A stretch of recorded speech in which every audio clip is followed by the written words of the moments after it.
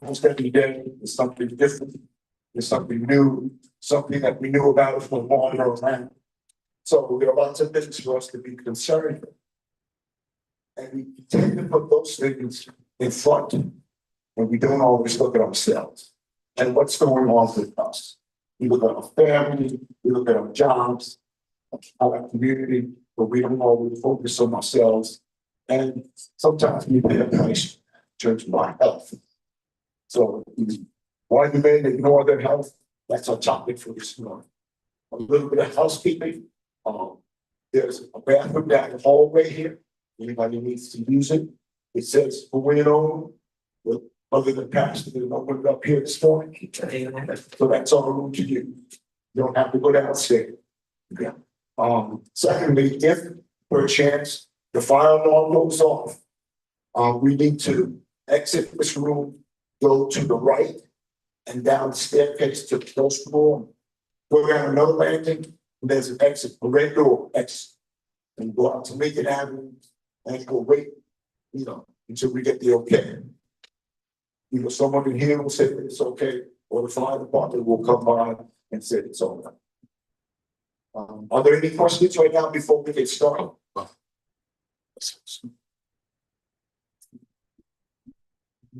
Okay, we're good. Thank you very much. This morning we're blessed to have Brother Norman McCulloch as our representative. When we want to put off the second program, I spoke to Brother Director McKenzie. He said, I have somebody for you to speak to who will come and speak to the group. So when I got in contact with Brother Norman, he said, sure, I'd be happy to do that. Just tell me when and where, and I'll be there. So we want that to be here. Brother Norman began his education in the United States in 1982 at Westchester Community College, where he completed an associate degree in radiology treatment and technology. He then went on to SUNY downstate in 1984 to complete his Bachelor of Science degree in radiology technology. He attended Paul Physical Physician Assistance Program and graduated in 1999 with a Bachelor of Science as a physician assistant. In 2009, he completed a master's degree in business administration with a concentration in health and care management.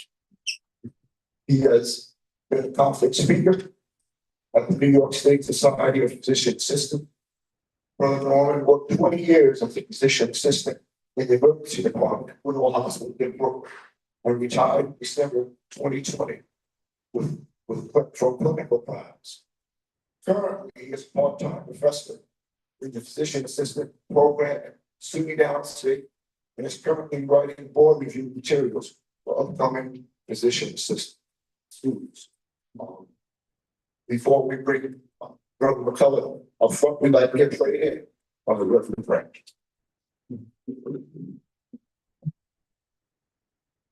Grace and peace, gentlemen. Yeah, Wow, y'all look good. We rejoice in prayer. Gracious and everlasting God, how we bless you for this day that you made. We thank you, oh God, that the men did not think it was robbery to come this day to care for themselves. We are so grateful, God, for men of God who know how to walk and love and serve you and recognize that their body is the temple of the Holy One. And so, Lord, this day as they gather, we want to first thank you for the wisdom and the grace and the joy and the leadership they provide. We pray, oh God, that you will continue to order their steps as they make sure they are righteous men in the world. And now, God, I pray that this time will be filled with wisdom and joy so they understand that they are vital to our lives and they are vital to you. So, Lord, open their hearts and their ears and their minds. May the information they receive be great seeds that yield 100-fold, but may their life and health glorify you.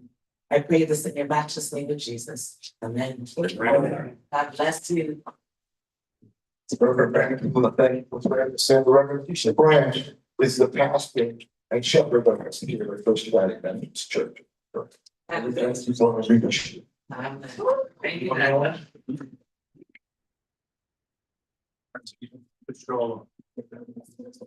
So, good morning, everybody. Good morning. Thanks for the invitation to come to talk to you about health issues. Well, the Kings and I go back from the dinosaur years, way back. And so thank you, Brother Al, for the invitation. And I'm very happy to be here. This morning, we want to start out with the question, why do men ignore their health? There are three some very important things that I want to share with you. I'm going to keep it very formal and just remind myself I'm not in a classroom. So if you see a classroom attitude comes out because I'm used to being in a classroom. Okay? So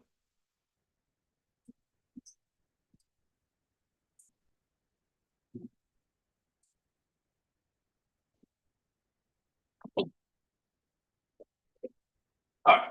So there are a few reasons. We're going to run through these reasons very quickly. And then I'm going to really focus the talk on cardiac.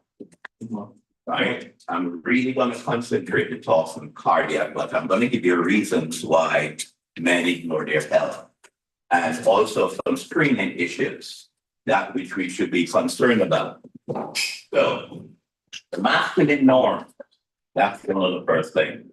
A culture that tells us that men are strong and shouldn't be weak and should stand up.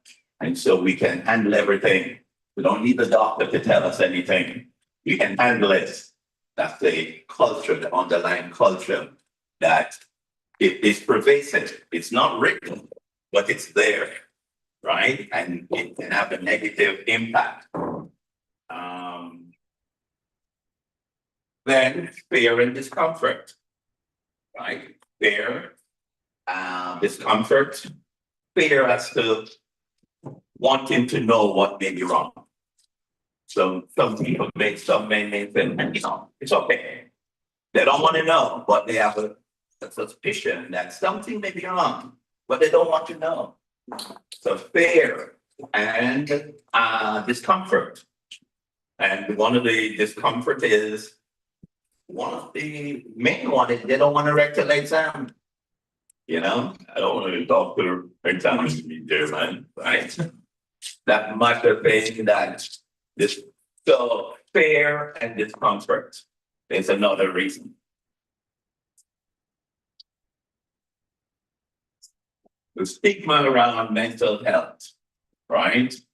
It is said that as many as 70% of young men avoid mental health care. And men are 3.5% more likely to die by suicide than women.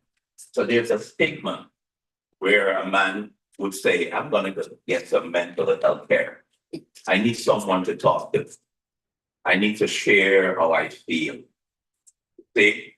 And question? Yeah, I'm sorry, if you said 3.5% or 3.5 times. Times, 3.5 times. Thanks for fortunately correct. Yes, not percent, right? And so it is important for men to realize there has to be some openness, right? We have this Venetian blind around us. We have this wall around us. And a lot of men need mental care.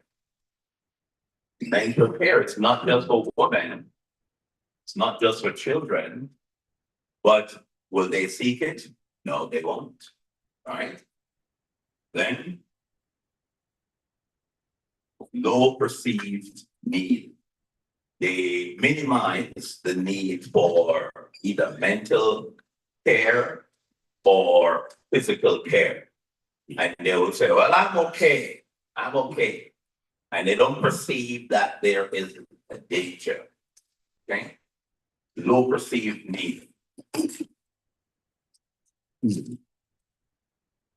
Lack of targeted outreach. Mental health campaigns and therapeutic approaches rarely target men specifically, leaving them feeling unseen and misunderstood. That's actually changing now because of the widespread campaign about mental health. That's changing. There's a mental health month where it's recognized. And mental health doesn't mean we're crazy. It means that we need a time of mental refreshing, a time when our minds are refreshed and renewed, right? There's a difference between mental health care and mental disease. We're not talking about mental disease, which is a psychiatric issue, but we all need mental health care, right? And sometimes that might necessitate that we have someone to talk to. Could be a spouse, could be a friend, could be a family member, a co-worker, but or an official therapist. But we all need someone to talk with. It is super important, right? And then lastly, social isolation, loneliness, and weak social network problems that disproportionately affect men are linked to worse physical and mental health outcomes, right? And one that I don't have here is a lack of access to healthcare. A lack of access to healthcare. Now, you may have insurance. Having insurance doesn't mean you have access to healthcare. Because there are certain insurances that you can't use certain places. So even though you may have insurance, there is still lack of access. And if it's coupled with no insurance and there's a physical issue or even a mental issue, it is more likely that the person will say, I don't have the money. And just concluding like that, the problem grew and grew and grew and grew until it becomes a real life-threatening issue, which could have been dealt with had there been insurance or access to health care.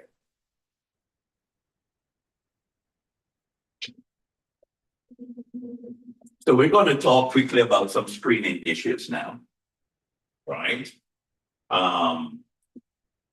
And cancer is the first one, big one. I have some issues that relate to women. I'm not going to emphasize that, but the ones that I'm going to emphasize is the colorectal cancer and the lung cancer. Yes. You should focus the breast as well too, because some men do have breast I cancer. know that came to my thoughts, right? That I need to just mention that. It's very rare, but men do get breast cancer, and most times it progresses because they don't think about it. And because they don't think about it, they're not screened for it, right? But definitely breast cancer occur in men, right? Is it frequent? It's not frequent, but does it happen? Yes, it happens. So it's something we have to keep in mind, right? But the other big ones are the colorectal cancer and the lung cancer. It's very simple. Screening for colorectal cancer. Go to your doctor, do a digital exam, right? If you're over 50, you should have your colonoscopy, right? By show of hands, who have had a colonoscopy? Who have not had one? Why not? Fear. Fair. There you go. We're going to make this really informative. Is that okay? All right, fair. There you go. Right? But let me encourage you, brother. You have to be fearful because when you get that propofol, you go out to sleep so nicely. It's the best sleep of your day. Yes, yes. Put me to sleep all day long. Best sleep that ever happened. And you don't even know tube is going north. But still that needle has to come though.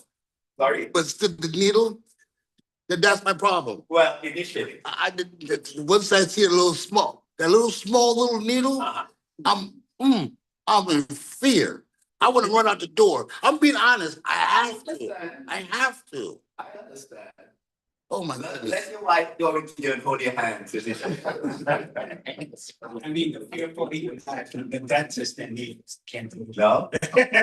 Well, that's real, right?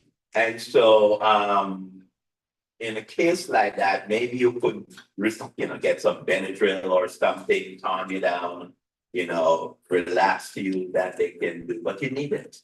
You need to have a colonoscopy, right? Because things can be discovered early and can be dealt with appropriately.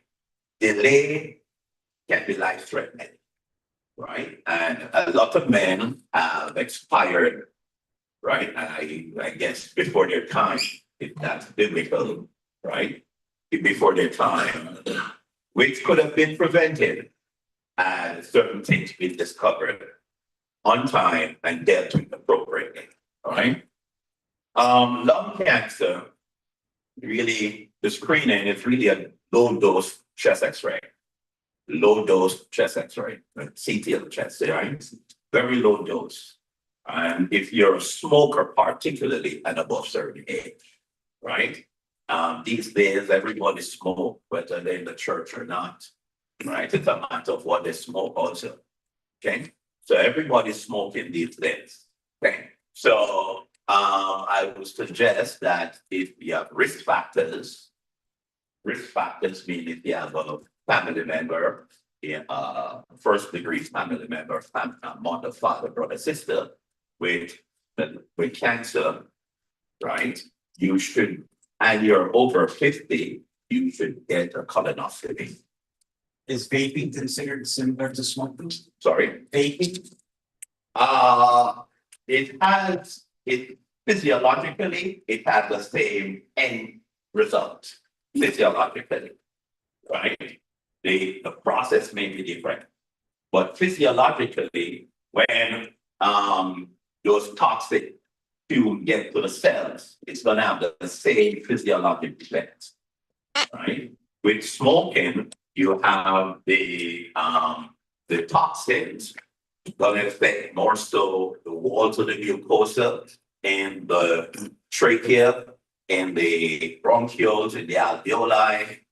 The same effect, end product, the end result is gonna be the same, right? Even if the means, they change the means to let it look more palatable. Okay. Yes, when you said everybody's smoking, were you referring to secondhand smoke? Secondhand smoke is just as bad because the body doesn't make a distinction. So somebody beside you standing smoking and you inhale it, your cells don't know the difference. Your cells, that carbon monoxide, effect, it's gonna still have the same physiologic effect on your cells. It's just that you're not doing it voluntarily, but you're inhaling it. It's gonna have the same effect.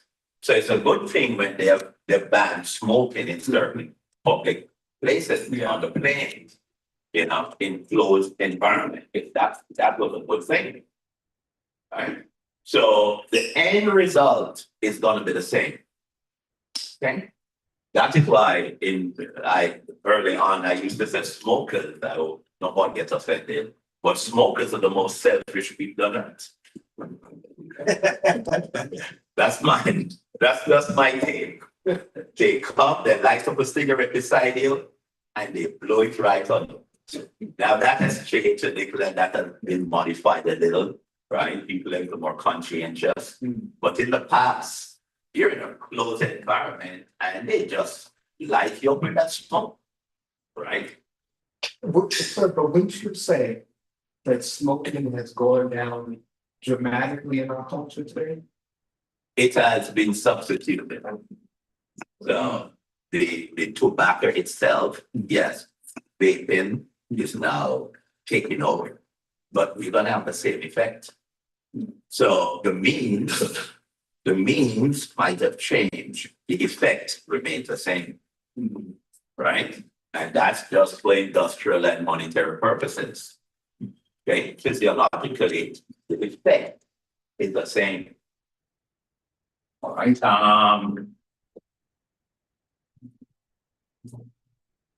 cholesterol and lipid disorder. If you're over 35, yes. Yeah, I was gonna say, you hear about screening, what about prostate?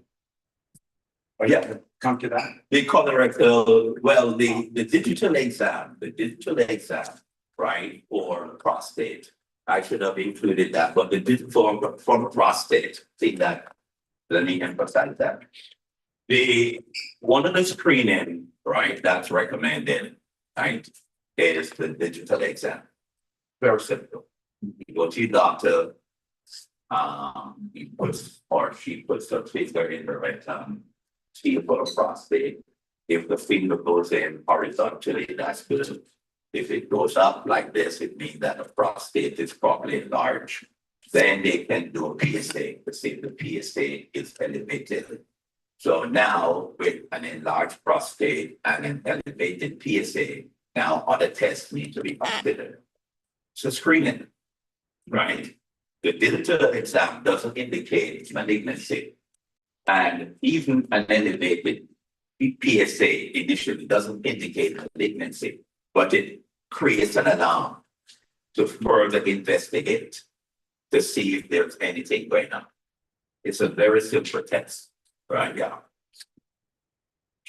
The olden day doctor usually feel the prostate for lumps, bumps, and stuff like that. But the new technology with the PSA formulated in your blood, when it gets to that point, we're taking a blood test, and then let's say you don't do the rectal exam. By the time those little particles form on your prostate, so that little relates for that. Not really, because the prostate is a capsule, right? The prostate is a capsule, and let's just say malignancy occurred in the prostate. One of the good things, it has a capsule, and that capsule is like a gatekeeper, right? And they call the term is carcinoma in situ, which means that it is contained still, right? So if something is discovered in a prostate and it is within the capsule, it's very treatable. So even if it's late, but it's very treatable. There's nothing formulated on the outside. No. On the outside of the capsule, the only time that gets out is unless it's spread. Okay. And that is where now delayed care comes in, right? So let's use your scenario. So a man comes in with an enlarged prostate, elevated PSA, further tests are done, and it's realized, a biopsy, etc., realize that everything is still within the capsule itself.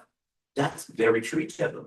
Prostate cancer is one of the most treatable there is, right? But let's just say that this guy decides, I don't want anything to be done. I'm okay for fear or lack of insurance.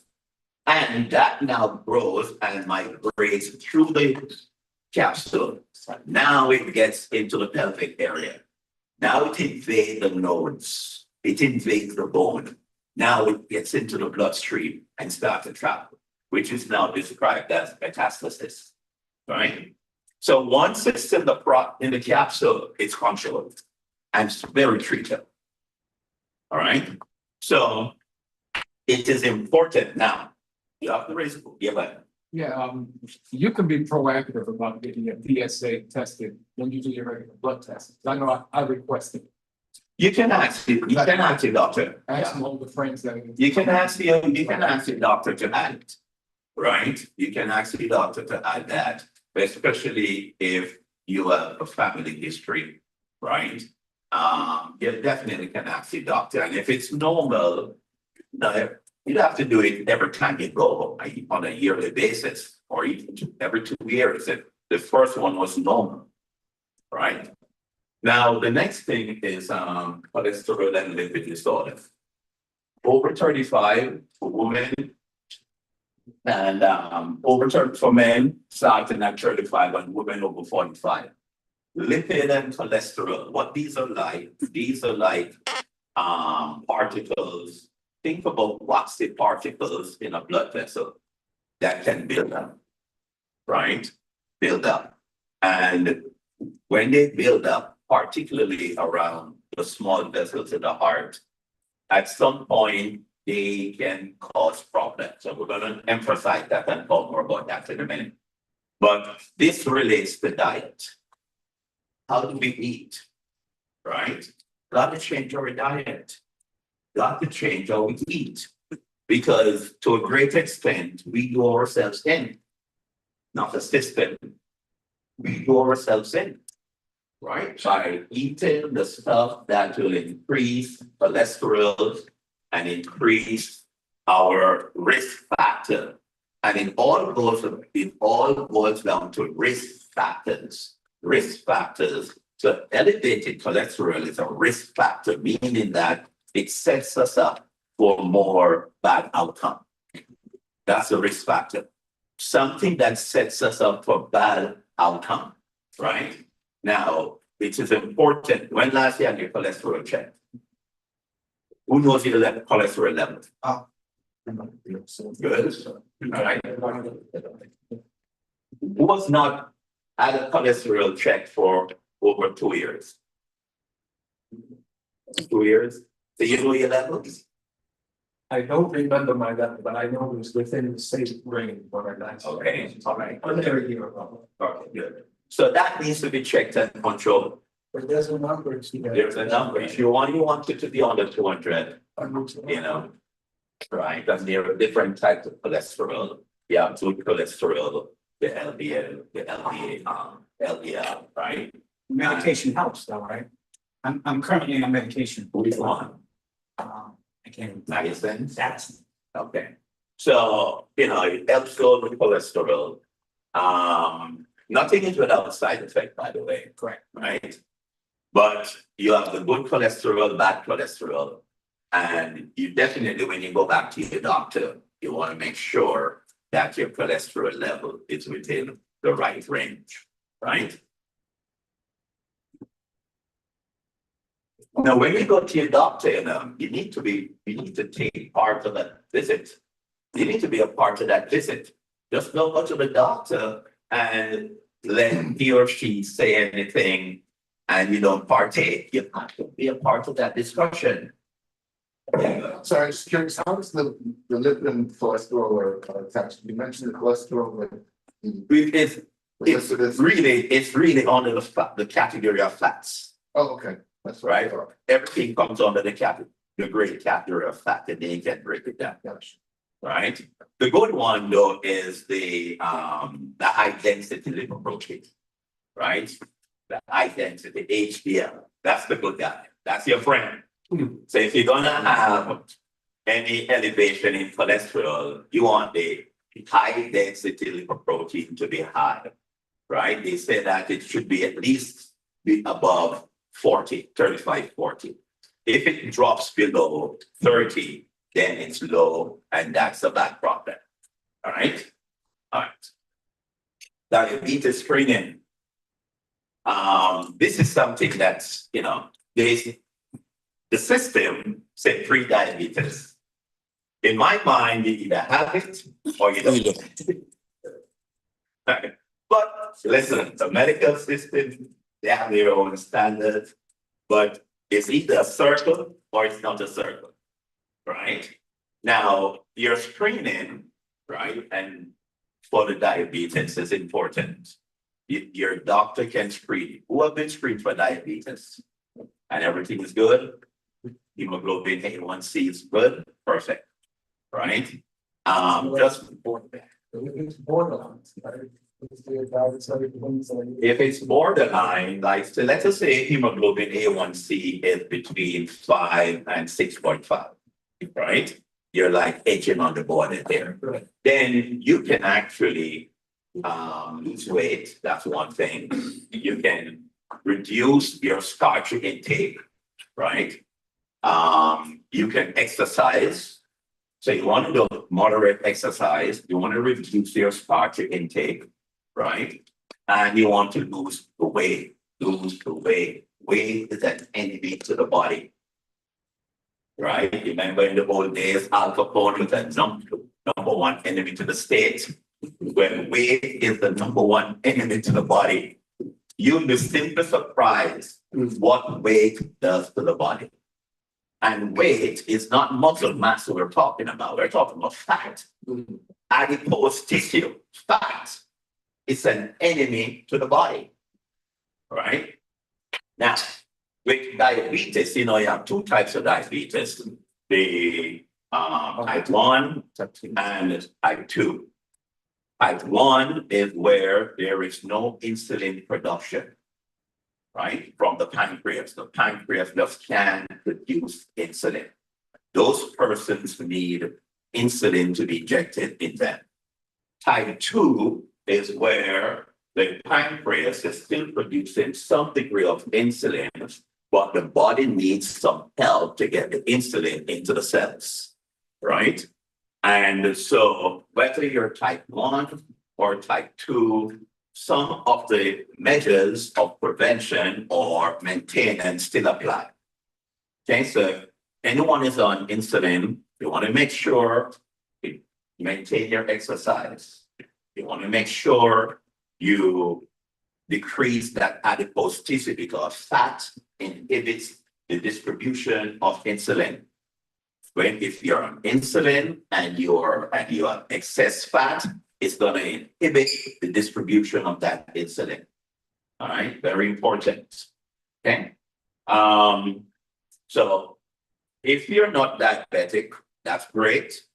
And your glucose is within good range, that's good. Then maintain that. That's great. And if your A1C is good, that's good. Yeah. I have a question. Sure. Over the years, right? Going back to blood pressure, they always say 120/8. The new norm is some doctors say 190/110 is okay, based on your genetic upgrade. Some doctors said that. My question to you is, when was the last time the diabetes number has been revised for the norm, what it's supposed to be 5 point this to 6.5, based on your genetics? Because we don't know who they tested back then to come up with that number. So my question, when was the last time those numbers have been revised? That answer I don't have, but let me produce an answer to the question.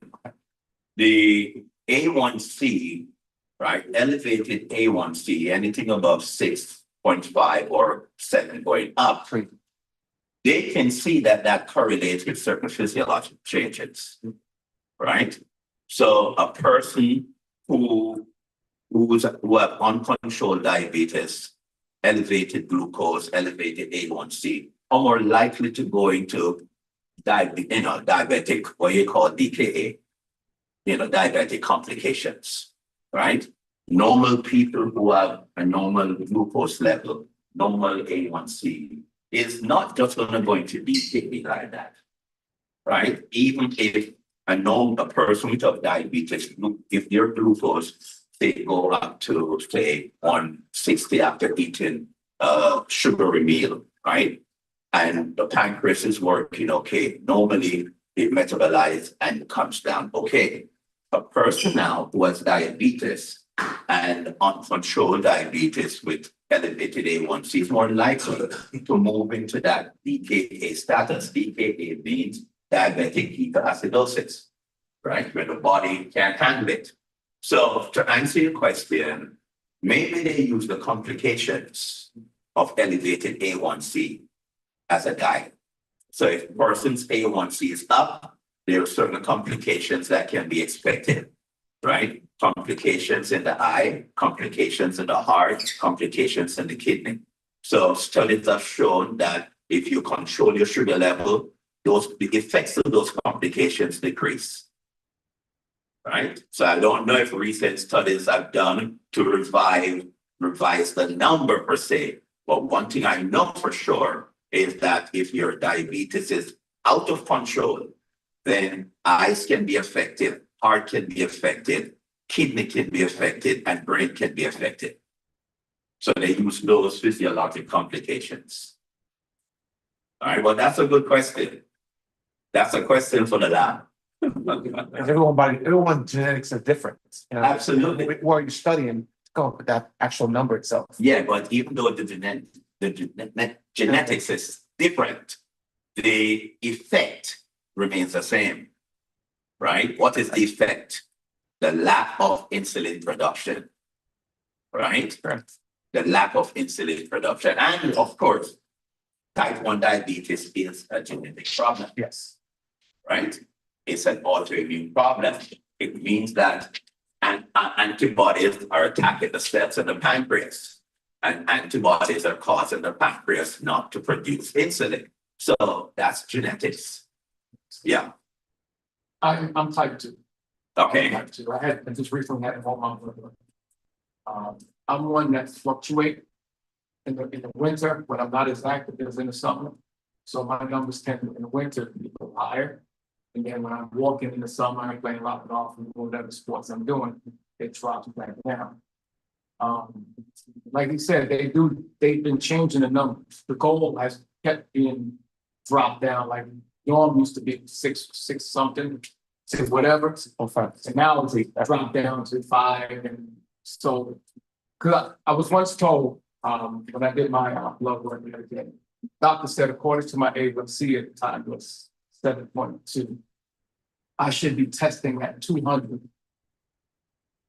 You mean your glucose? Yeah. Not necessarily. But that's what he told me. There's no correlation. There's no correlation between the A1C and your glucose level.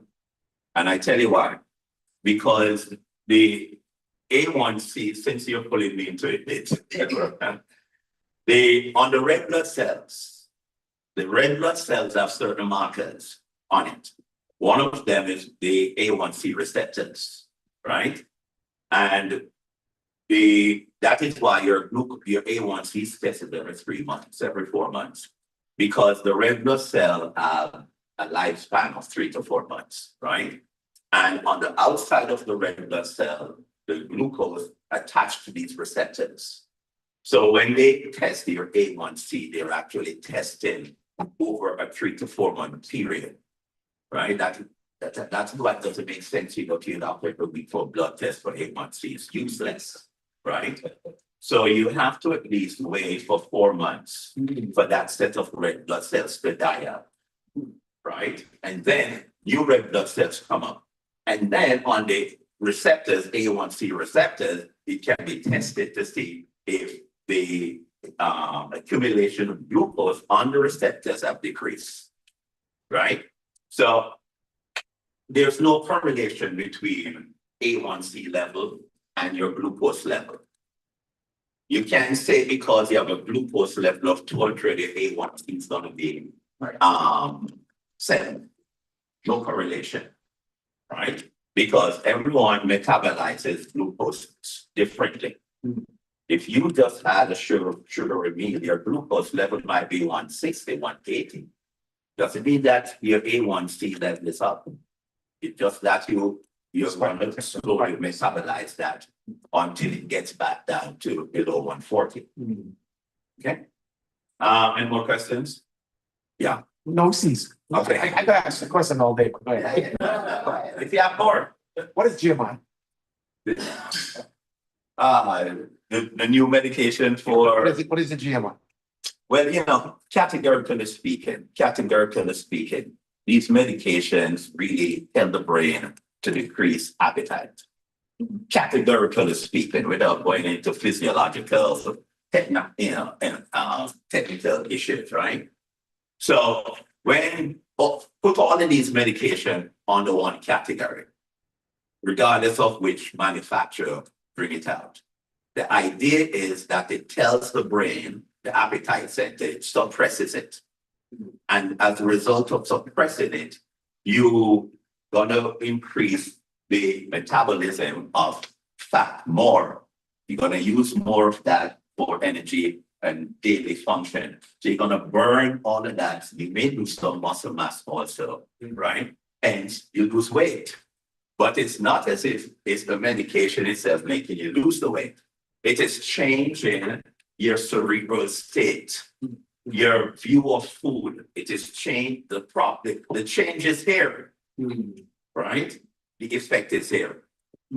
The primary change is in the brain, right? But the effect of that change is in the body. So people start to shed. Now, as you lose weight, your glucose it becomes controlled. Remember initially I said you're going to lose the weight? So if somebody doesn't take the medication and have the discipline, they'll have the same effect. it just takes longer. That is why intermittent fasting is important. Right? I'm about to ask you about that. Intermittent fasting. I do intermittent fasting. I don't plan to get fat. I don't want those 6 guys carrying me out to a back. So what would you say the ideal fasting is? 14/8? You'd have to continuously fast intermittent, because intermittent means that you do it on a Monday, take a break on a Tuesday, do it on a Wednesday, take a break on a Thursday, do it on a Friday. And also you can decrease the amount and the frequency of eating. The amount, one of our problems is the amount, especially if you're from Jamaica. Man, you got to eat in Jamaican restaurant and they put some rice and peas and the chicken and say, what am I paying $5 for? And so they pack it up, right? So the amount is our enemy. I've learned how to cut, right?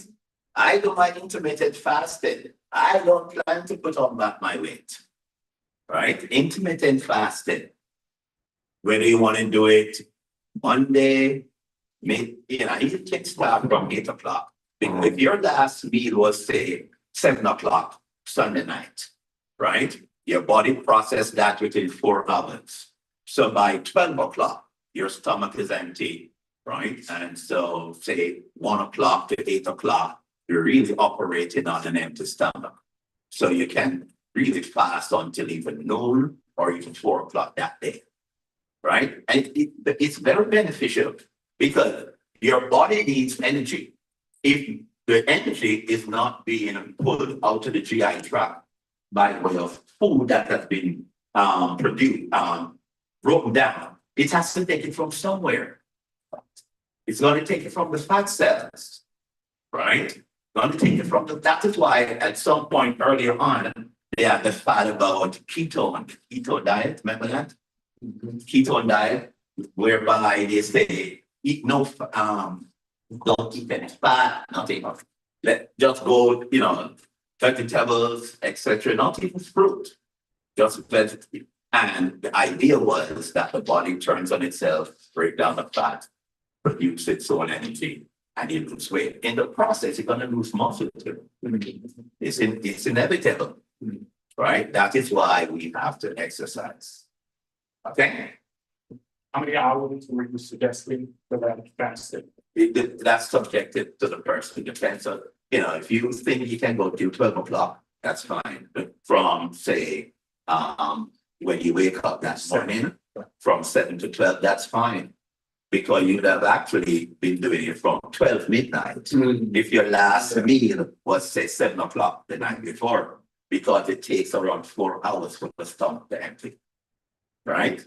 So there's benefit in intermittent fasting coupled with exercising. It doesn't have to be aggressive exercising.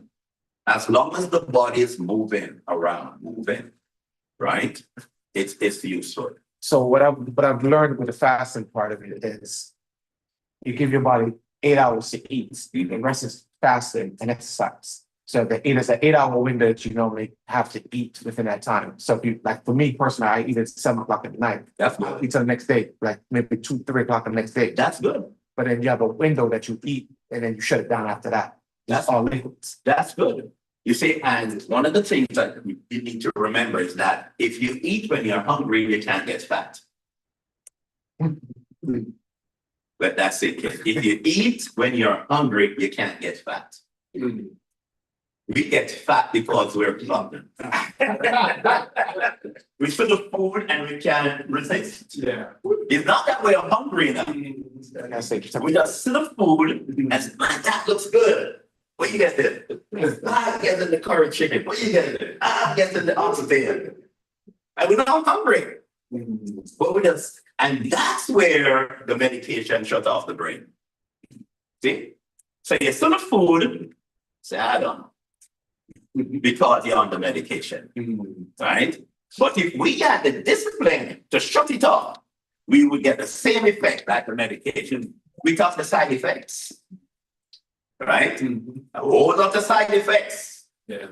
So if we employ discipline, we can get the benefit without the side effects.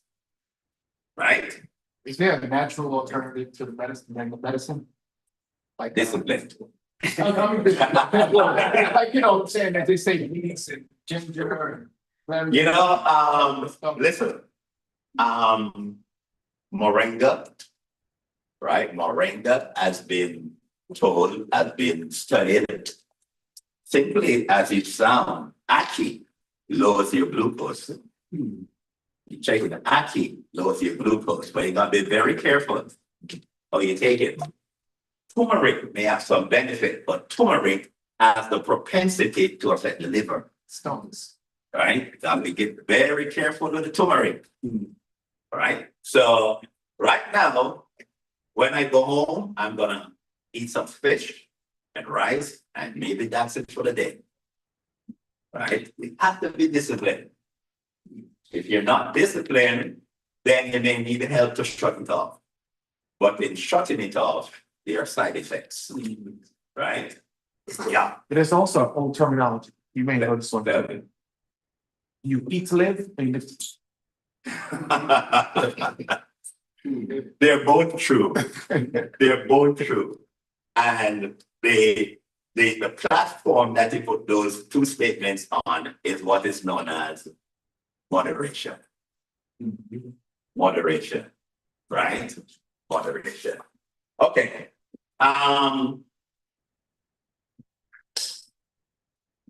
Abdominal aortic aneurysm, especially in a smoker.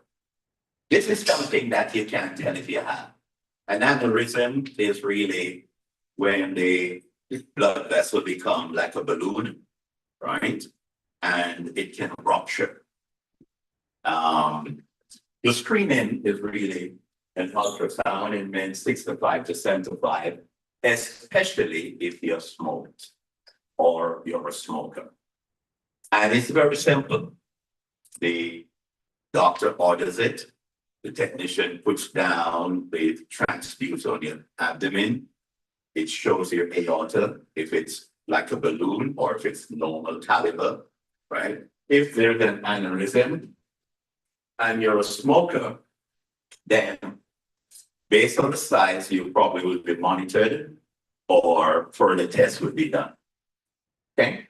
Your doctor let me know if you're a smoker, but if you're not, if you're a smoker and you don't even have to have pain, that's why it's called screening. You don't even have to have pain.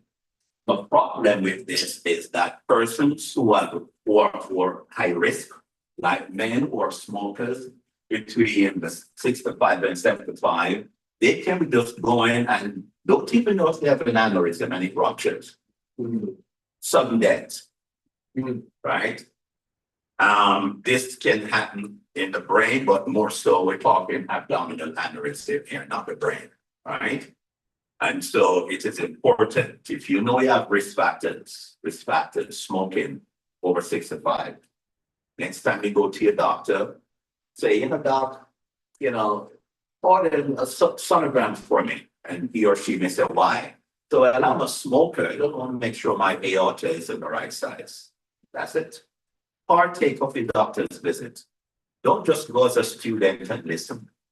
Ask questions, interact, object. Say why this, why? But the problem now is that things are so bad now that doctors don't even have time to put hands on you. Are you feeling today? Fine. Okay, I'll listen to the conversation. Right? Some doctors don't even touch you. Okay? Don't even touch you. You know me. Right? So, you know, make sure that you go to your doctor, get your visit, and if you have risk factors, investigate. Okay? Any questions on aneurysm? None? You mean no questions? Smoker. So everybody knows what's an aneurysm. I'm not going to go into the detailed anatomy. Just think of a balloon that gets larger. And if it gets larger, it can burst. That's, you know, that's all I want you to think about, right? Okay. All right. anxiety and mental screening. Recently there was a guy who tried to open the door on the plane. I don't think, you know what, in my opinion, I think he had a panic attack. I don't think normal persons would go on the plane, to try to open a plane door in flight. It's just not normal for somebody to do that. But it is very possible that this guy could have had a panic attack up there. Have you ever had a panic attack? A panic attack comes with intense fear. It's a state of intense fear that overtake you without any warning signs. That's a panic attack, right? It's a state of intense, enormous fear that just cover you like a blanket, and there's no warning sign. And I think this gentleman must have had a panic attack. And when that happens, they look for a way of escape, right? He probably forgot that he was in the air, and trying to get out. Have you ever heard some people say, I got to get some fresh air? I gotta get outside, I gotta get some fresh air. Things going on in their emotion, in their minds, right? Well, anxiety and mental screening. There are different tests. There are different rubrics that can be used for mental screening. There are different rubrics. The Canadian one, the Ottawa one, Ohio has one, I think. There are different screening tests. Questions that your doctor can ask you 1 to 5 or 1 to 10. And based on the answer, they can say, I need to refer you to someone. But even without these screening tests, you need someone to talk to. Make sure you have at least one person in this world you can talk to. You have to have somebody to talk to. At least one person. If it's not your wife, maybe your son, maybe your daughter, maybe you don't want to talk to your family, talk to a neighbor, a co-worker. If you don't trust them, talk to the pastor, Dr. Al. You don't trust them, talk to somebody. Right? In that screening thing, actually, not too long ago, last year, but I had done one at my doctor's office, and we kind of went through it a bit, but the thing that struck me was that if you're aware of what you're doing, what you're reading, and the responses of that, you can actually just kind of, change it or not. This is where your honesty comes in. Yeah. This is where your honesty comes in. Yeah. Because if you're honestly doing it, you'll benefit. If you're just saying it to satisfy the questionnaire, you won't benefit. Yeah. So this is where this is why I say you have to have at least one person to talk to. Yeah, right? You don't need many, but you need one person where you can say, this is how I'm feeling. I really feel down. You really need one person to pour your heart out to.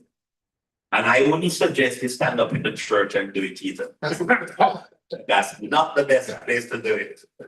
Because in no time, ABC, NBC, CBS would have on the front cover. Yeah. I noticed, of late, when I go to my doctor, nurse always asks you how you feel. Down. There's something abnormal that it started doing recently, asking you how you feel. And a mental issue, kind of depression based on your screening, right? Yeah. And that is just a qualitative screening, And if you say, I don't feel too well, they would ask for the question, right? That's really a screening also. You have the quantitative screening where there are certain rubrics that follow questions 1 to 5, questions 1 to 10. And based on where you fall, they will take it beyond that. But I can't overemphasize the need of having somebody to talk to. Right? Do you guys have somebody to talk to that you can pour your heart out to without feeling fearful? Yeah. You need that. All right. Okay.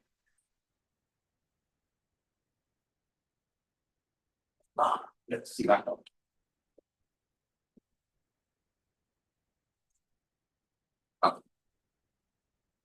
So vaccinations.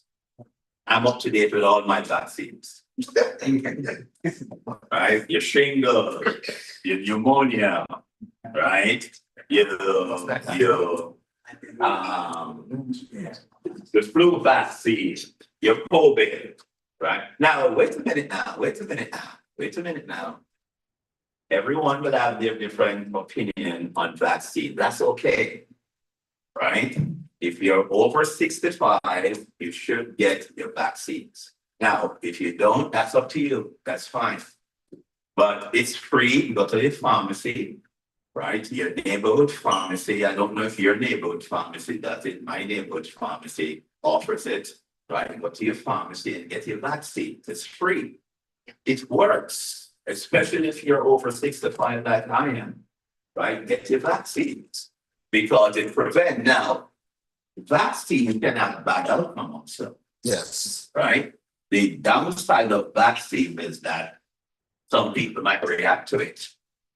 And not because not because there's a percentage of person who reacts to it, that you're gonna say, well, I'm not gonna get it. The parallel that I would use is because two planes crash, you're not gonna fly again. Mm-hmm. Because multiple crashes on the highway, you're not gonna drive again. Right? So we could use that rationale. But if you are allergic to certain components and you have reacted to a vaccine in the past, then don't take it. That's an exception. Don't take it. Because vaccines can have bad outcome in certain people. I agree with you. But let us take those out of the equation. Let us take those who are allergic. Let us take the bad outcomes out of the equation. Vaccines benefit the population. Look at polio.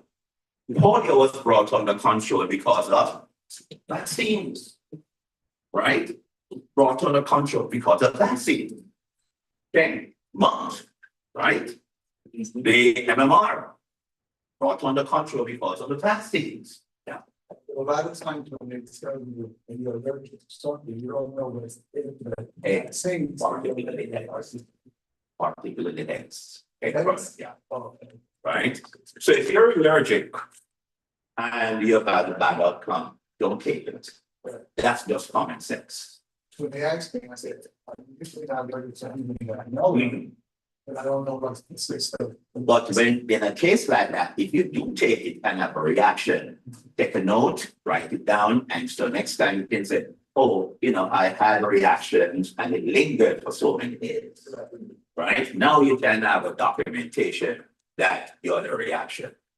Okay, but for the most part, get your flu vaccine. Flu season coming up. When it comes up, go to the pharmacy, get your flu vaccine. I've seen where it really benefit me because, when you work, even though I'm retired, I retired from retirement. So I have a double retirement, right? I retired, then I said, I'm going to retire from being retired. So I went back to work. Right? I couldn't plan parallel every day. That's not for me. I think I'll work until I'm not, like right? Just walk until it's not, right?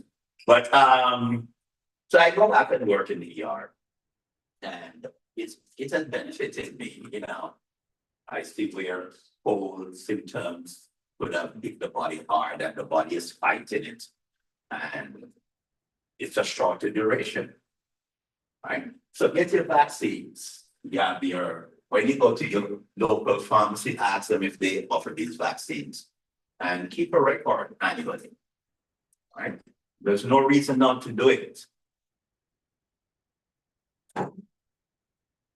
Vision and eye. When last year the eye exam? Recently? Yes. Last year. Very good. Well done. Let me see a year ago. Year ago. Okay, good. Eye exam. Headaches can be a result of eye problem. Right? So go to your ophthalmologist. Get your eye examined. There's no reason not to. And if you have limited insurance, find out, where you can use your insurance to get an eye exam. But there's no reason not to. Utilize all these things, man. Utilize all these things, right? glaucoma can be picked up. Cataract can be discovered early. Those are common things that can be treated if discovered early. Okay? Okay, so just a chart. I don't have the prostate separately. I think I forgot to put the prostate, but this is just a chart, comprehensive chart. For those who may want it and to review that which needs to be screened. Okay? And then you want to take a break now from that? Let me see something. Okay, good. So the next thing we're going to talk about is really cardiac chest pain. Right? We're going to focus on cardiac chest pain because this cardiac chest pain, heart attack takes out over 600,000 persons a year, over that. As a matter of fact, the last report in 2024 was that it was over 600,000 persons died from acute coronary syndrome. So we're going to focus on that going forward. Any questions based on why men ignore their health? Any more questions? Yes, sir. Go ahead. I know I see boiling. Bring it up. Bring it up.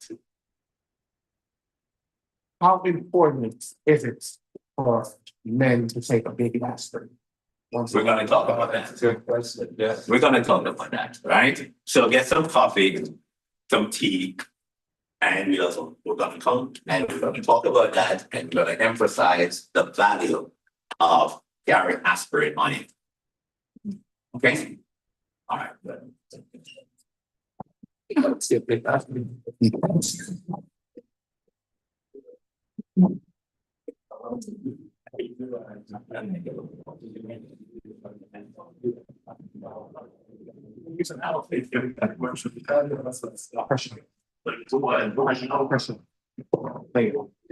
I'm telling them that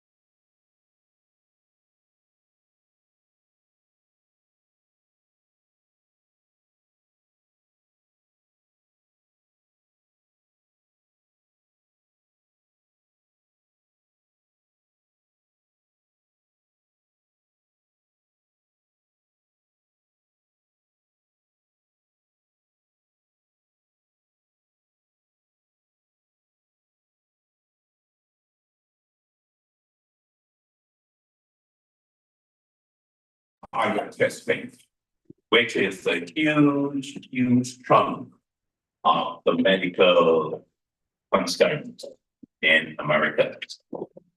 And we'll be talking about the definition, how it presents, the pathophysiology, risk factors, and the treatment and prevention.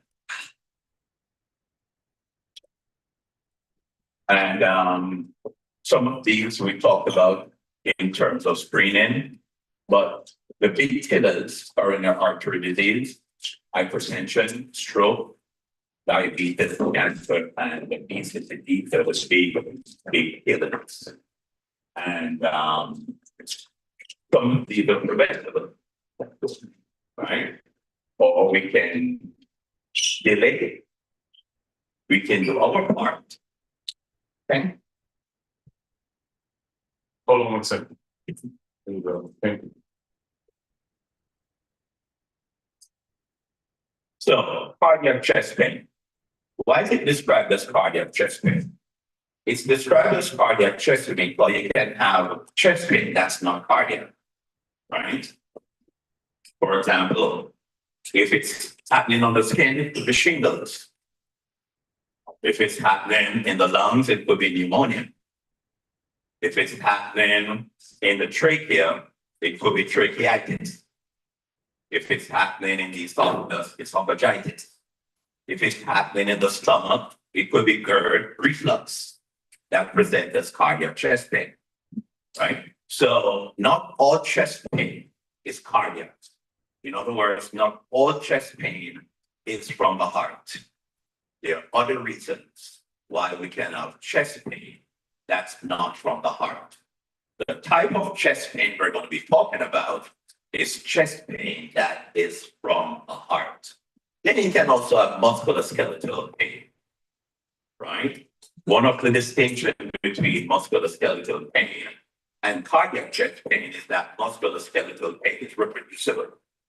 So if you get up and you have excruciating chest pain and you twist your body and you can reproduce it in twisting the upper body, it's very unlikely it's cardiac, very unlikely. However, there is 10% of pain, musculoskeletal pain, can present as cardiac chest pain, 10%. It doesn't mean that the musculoskeletal pain is cardiac. It means that you have co-presentation, cardiac and musculoskeletal. And you twist your body and it reproduces, and you say, oh, that's not cardiac. But 10% of times you can have where both cardiac and musculoskeletal present. And by twisting your body, you rule out cardiac, when in fact it was, it was actually, you rule out cardiac and say it's not cardiac, when it was in fact cardiac. Yeah, when you twist your body, what do you expect to feel or not feel?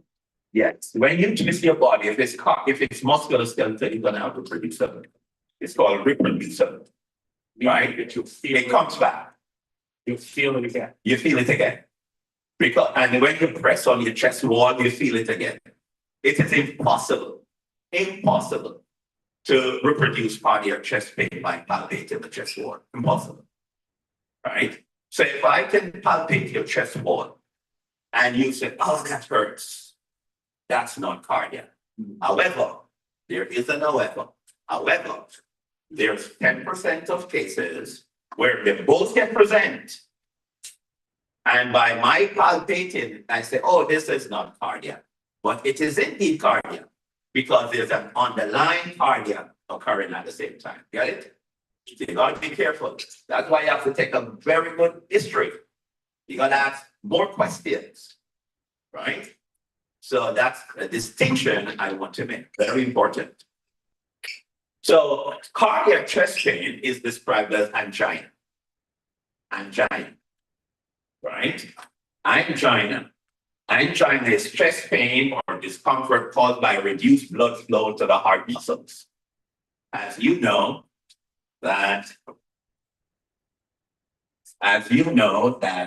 the heart has vessels on the outside.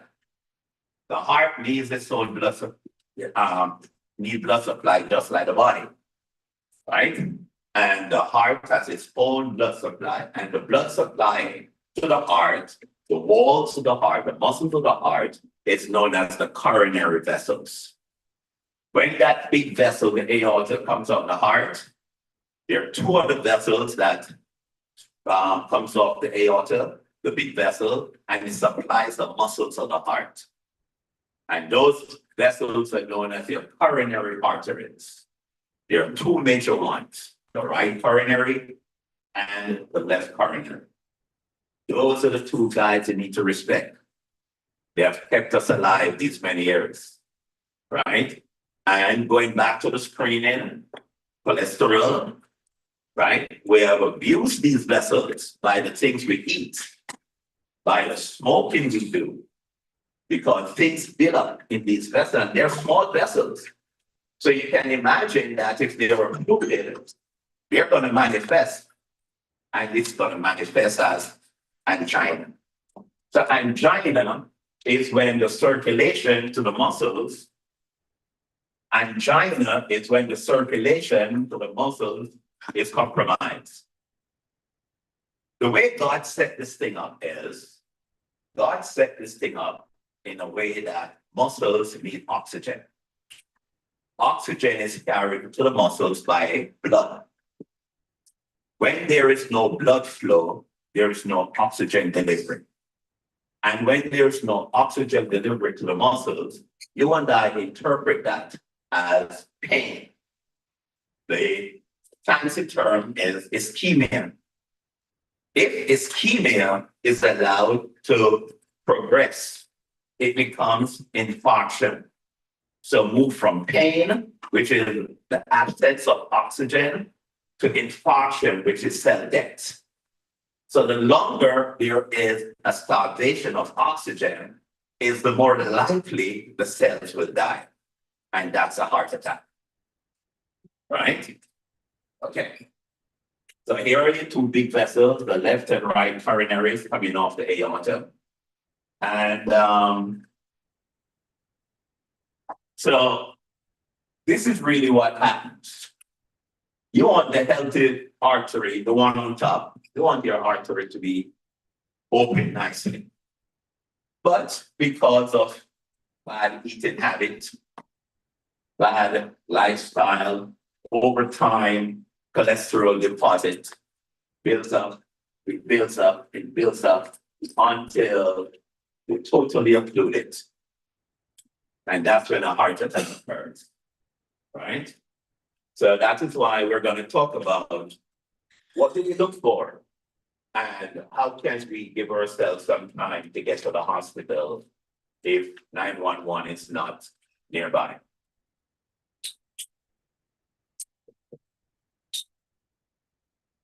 Okay, so let's talk about the types of angina. So we have stable angina, we have unstable angina, and then we have acute MI. I'm going to put acute MI there, and then we have Prince metal angina. So remember I told you that angina is when there's no blood flow to the muscles of the heart and the person feels pain, right? Cardiac chest pain. So what is stable angina? Stable angina is when you're shoveling snow, cutting the lawn, cutting the grass, and you develop sudden pain because you're working in a way that your heart muscles needs oxygen, but because of an occlusion, right? Let's go back to this. Because of an occlusion, maybe you have built up fat in your blood vessel, in the coronary. Enough blood isn't getting to the cardiac cells. So what do? Naturally, you stop. And by stopping, you decrease your demand for oxygen. And as a result of decreasing your demand for oxygen, you decrease the pain. So stable angina is cardiac chest pain that improves with rest. right? So when you go and your grandson or granddaughter asks you about stable angina, you can say it is cardiac chest pain that improves with rest. You feel the pain, you stop working, the pain goes away, right? When you're working, you demand much more. When you're not working, you demand less. So what is happening here is that angina can be described as a oxygen deficit, right? This is how much you need, this is how much you have. And because you can't do it, you drop down what you need to what you have, and the pain goes away, right? So you decrease your oxygen deficit by you stopping working. And that's stable angina. Unstable angina now, what is unstable angina? Oops. Yeah. Unstable angina is when you're sitting down or new onset chest pain or chest pain that is greater in intensity or longer in duration. So you're watching TV with your family and all of a sudden there's this excruciating pain and you're not moving. That's unstable angina, right? You're in bed relaxing and the pain hits you like a rock. That's unstable angina. Or you've never had chest pain before and all of a sudden you start having chest pain. That's unstable angina. And we're talking cardiac chest pain now. Or you've had chest pain before, but this episode is longer. Your pain normally lasts 10, 15 minutes. Now this is going an hour. That's unstable angina. Or the pain usually have an intensity of say 5/10.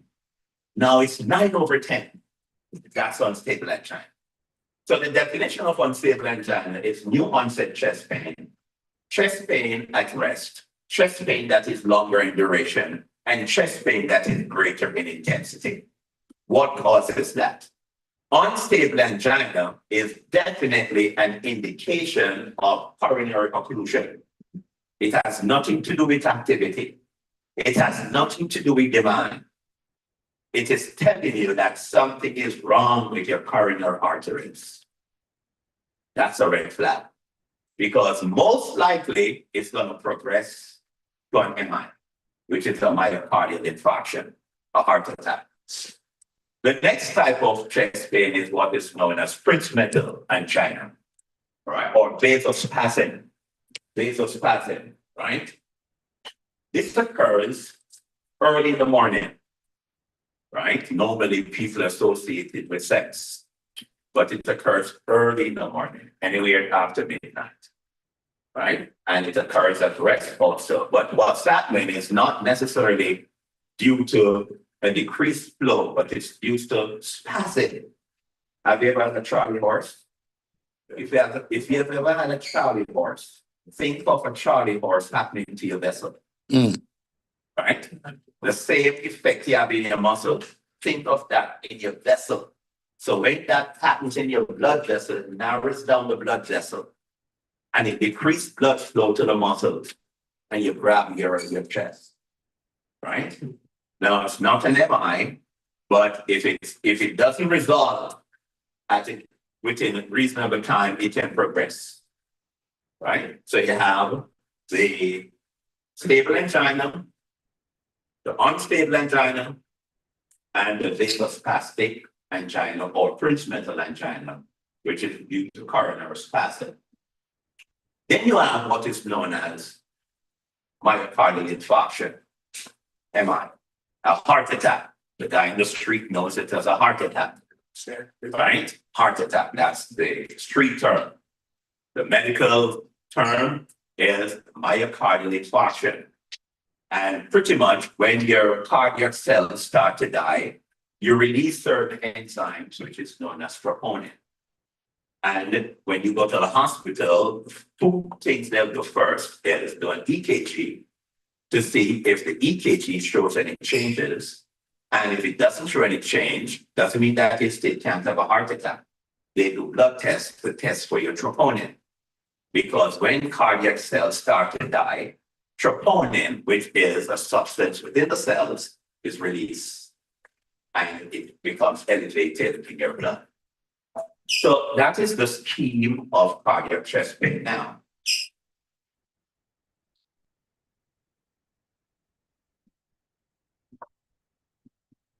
Here's a guy, just a review. Here's a guy who's working at chest pain and had the smarts enough to stop. He sat down, his pain go away. Right? So whenever you're working in the garden, summer now, you want to help out the wife, dig up the garden and all of that. And you start to, when you're pain, the first thing you do is to stop. Right? If it goes away, that was stable and just. If when you stop and it didn't go away, I think you should have called 911. Okay? You say that statement down that is early warning sign. Well, statement granted us tells you that you have a fixed occlusion that will decrease blood flow when you demand more. Right? So that definitely requires investigation. Right? And depends on how aggressive your doctor is. If your doctor is aggressive enough, they may refer you to the cardiologist, or they may say, let's watch and see, depends. Right? But if you have stable angina, it warrants investigation, especially if you're diabetic, if you're hypertensive, if you're a smoker, if your cholesterol level is high. Hence, we talked about screening those things before. Right? Okay. Talk about unstable. So let me. Okay, now let's talk about some of the presentation. How do these things present? Let's talk about cardiac chest pain that is going to progress to MI, myocardial infarction. It can present on the right side as well as on the left. It can present with crushing pain in the anterior chest that radiates to your jaw, to your shoulder, right? Even to your back. It can give you a sense of being sweaty, called diaphoresis. You may feel lightheaded. But if you have any of those symptoms, don't delay. Call 911. Don't be macho, like what we asked in the first slide, where you say, I'm going to shake stuff and I can handle this. A lot of persons who thought they could handle it, they're on the, right? Showing that they couldn't handle it. So if you have any of these, worse if you have risk factors of smoking. Worse if you know your cholesterol is out of whack. Worse if you have diabetes. Worse if you have hypertension. Don't waste time. Right? Very important that you jump on these warning signs. Very important. So these are common symptoms. Chest pressure. Oh, by the way, if your chest pain lasts for 2 seconds, that's not cardiac. No cardiac chest pain is going to last for 2 seconds. Who wants to tell me why?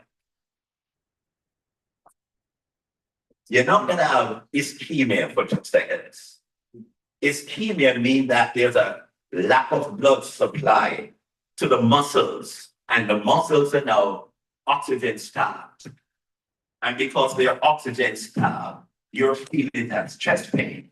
That's ischemia. If they continue to be oxygen starved, then they will now become cell death occur.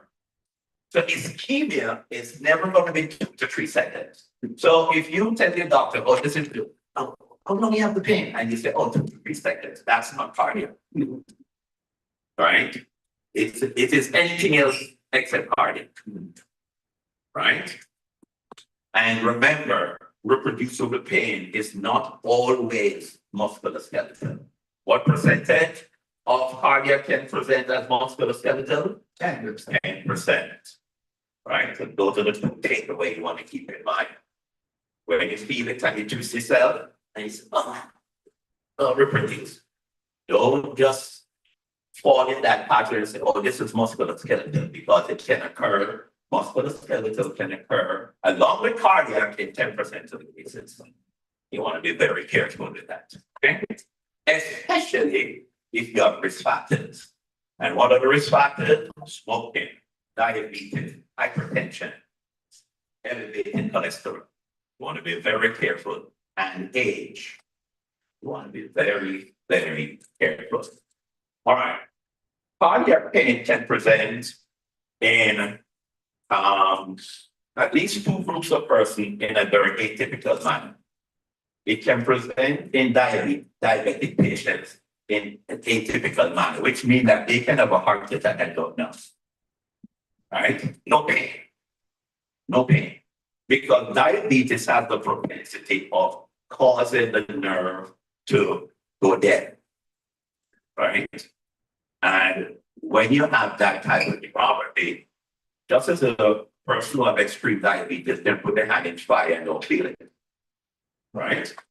So the same thing that can happen there with the fingers, the same thing that can happen around the heart.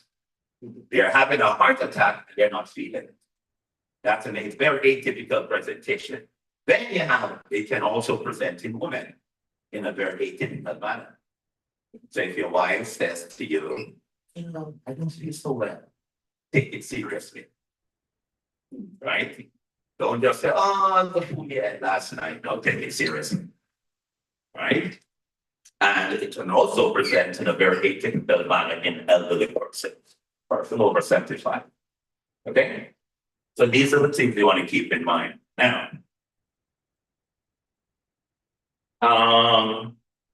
one more thing.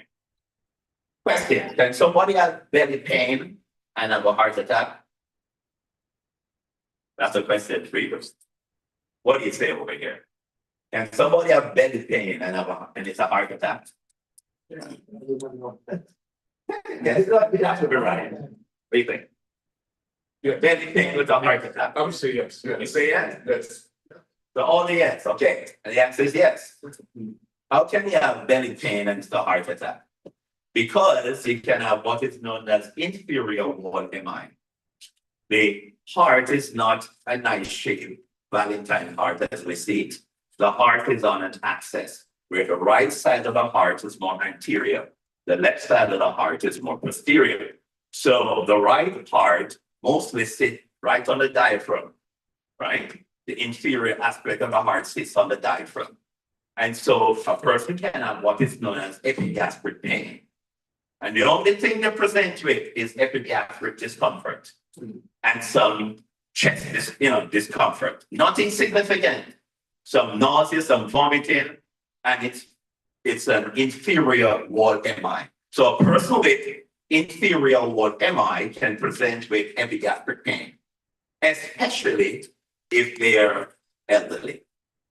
So again, you have your elderly folks at home or yourself, and you find that you're having epigastric pain and just some indigestion, at least look at it more seriously, right? Because you can have this type of presentation.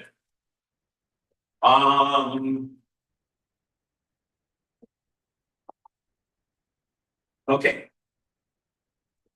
So there are risk factors that we can modify, and there are risk factors that we can't modify.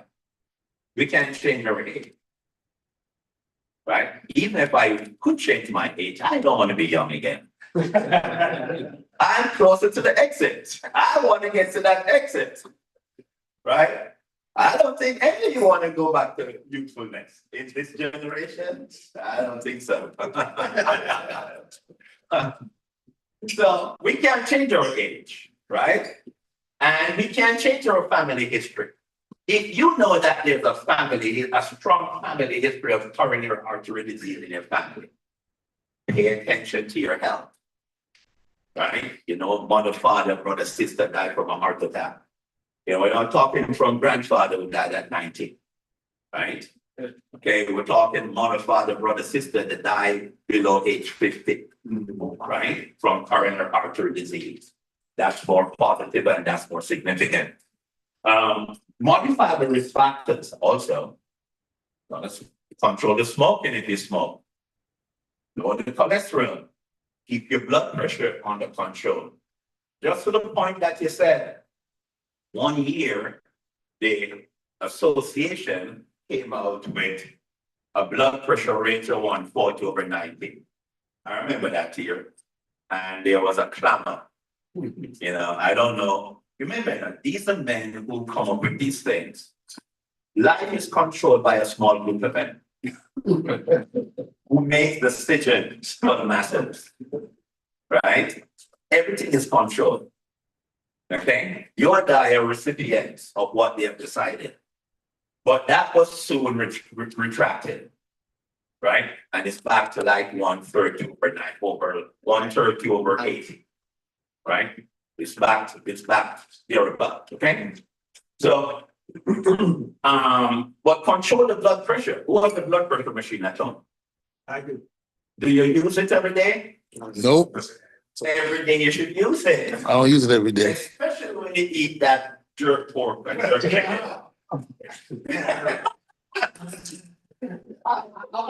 More than your sport, but I'm having to take a blood. Yeah, go ahead. Why? Why take the blood pressure test after you've eaten a good meal when you know it's gonna be high? Because I don't understand that. You know why? Yeah. Because you want to see how sensitive you are to salt. You want to see how sensitive you are to salt. And the body is very sensitive. For me, you know, if I eat certain salt to take my pressure, go through the roof. Right? You want to see how salt sensitive you are. Not everybody is sensitive. There are some folks who are more sensitive than others, President. This week I heard they lowered the salt intake to like 13 milligrams a day. Listen, here's my take. No salt. Do what's common sense says. Don't do necessarily what the industry says. Do what common sense tells you. Like for me, in terms of sugar, I don't add sugar to my food, to my drink. I don't add sugar, and I definitely try to stay away from sweet. Why? I don't need I don't need the industry to tell me lower my sugar intake to 0.5 gram. You know what I'm saying? I don't need them to tell me that. It's common sense. But That is one second. That is why when you eat anything salty, you maybe an hour related to your blood pressure, and if you shoot stuff, you're very sensitive to salt. So don't eat it. Don't stay away from it. But I tell, even though the Rasta man have a little, advantage over us. well, part of the thing that we're talking about is that standard is 20-something milligrams per day or something like that. So they lowered to 13. But what it also suggests is that you use herbs instead of sodium. You may not get the same taste, but you listen, for me, I use a little salt. Okay? And you have to know your pressure. So when you use anything that's salty and you take your pressure, you will have an idea, should I stay away or should I continue? Because that's the reason. You take your pressure afterward, you say, my goodness, just this small amount of salt is gonna cause my pressure to go through the roof. I better stay away. That's common sense. Right? You don't need your industry to tell you that, right? They have a reduced sodium salt. I mean, I use the salt that says it's half, it's not as much. Somehow to reduce, I don't know, put more potassium in it or something like that. So sodium content, Right. the decrease of So you sodium get the content. taste, you get the taste, but not the, not as much. Not as much, right? Because sodium chloride is really what we're talking about, right? Sodium chloride. And food can actually have a good flavor without salt if you get the spices right. If you get the spices right, can really have a good flavor if you put it together right? So we can modify that. Stress. All right, diabetes, obesity, sedentary lifestyle, these are all modifiable issues. Stress, poor diet, drug use, environmental exposure. These are modifiable issues. If you can't do strenuous exercise, walk around the house, move around, right? Certainly nobody should be using cocaine. Okay? But you never can tell what happened in church.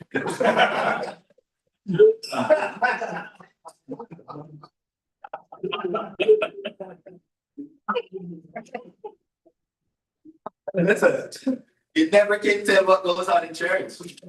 You know, the preacher comes high. Strange things happen in life. Strange things happen. But yeah, go ahead. I like the fact that you have environmental exposure there, because when we talked about smoking earlier, Mhm. that's part of the environment Of course. factories and stuff like that. We those. Of course, absolutely. Right?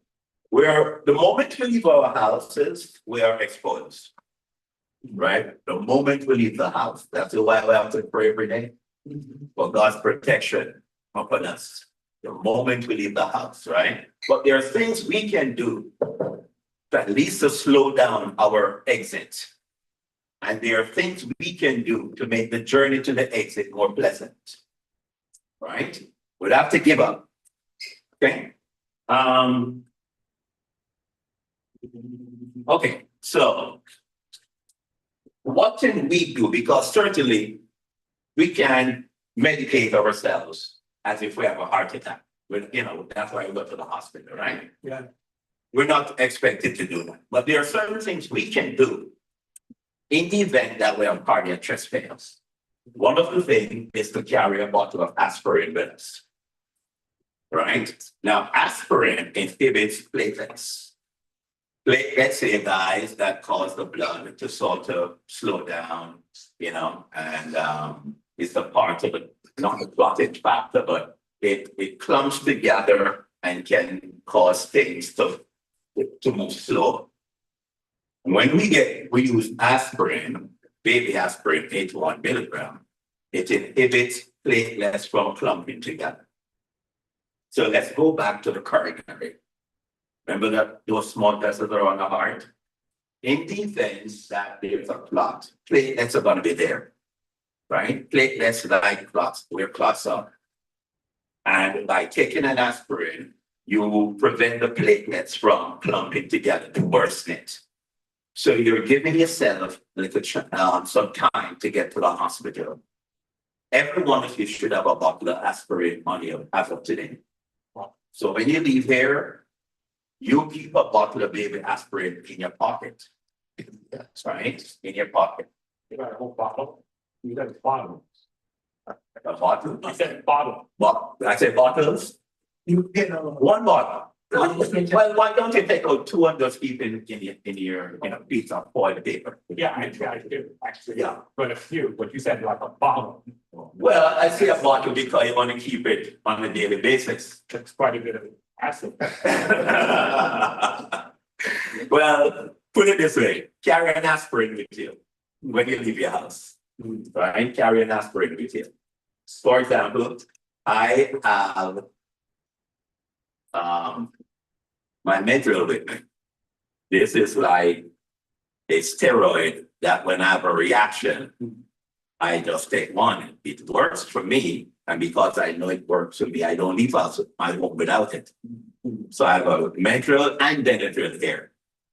Right? What dosage of that? 81 milligrams. Right? And I have my aspirin in the car. Okay? So what I'm telling you I do, make sure you have an aspirin on you. Don't take it for headache. That's a different story. Take it for your cardiac pain. You have chest pain, chest tightness, go ahead, take an aspirin, go to the hospital. All right? That's just layman common sense there. And the importance also when you travel on the airplane, take one before you go on the plane. Aspirin lasts in the body 24 hours. I've taken one, so it will last you 24 hours till the next time you have to take it. Now, should you take it every day or just when you have chest pain? Only when you have chest pain. All right? Taking it every day would now lead us into a different arena. The arena that would lead us into, you want to be under your doctor's care for that. Right? Some people may need to take it every day, but let your doctor monitor that care for you. Right? But certainly, you don't need anyone to tell you, take an aspirin if you have cardiac chest pain, right? Good.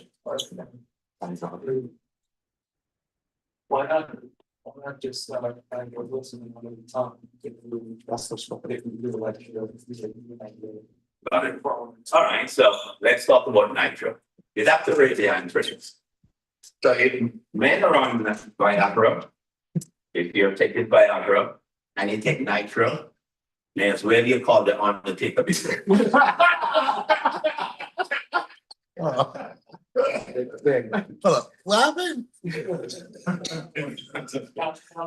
they use the blue pill and that's. Let's get it in. So if you're on Viagra and you have nitro, make sure you call the undertaker and say, listen, expect me, right? What nitro does, nitro creates the vasodilation. It means that it causes the blood vessels to get larger. Think of a hose. Think of those holes that can expand when water is in it. So it becomes, the vessel becomes dilated. And when the vessel becomes dilated, there's less blood that goes to the heart. So you call it decreased venous return. That's what nitro does. Guess what Viagra does? The same thing. Because now you need more blood to go into the penis, right? So there are many men who die smiling.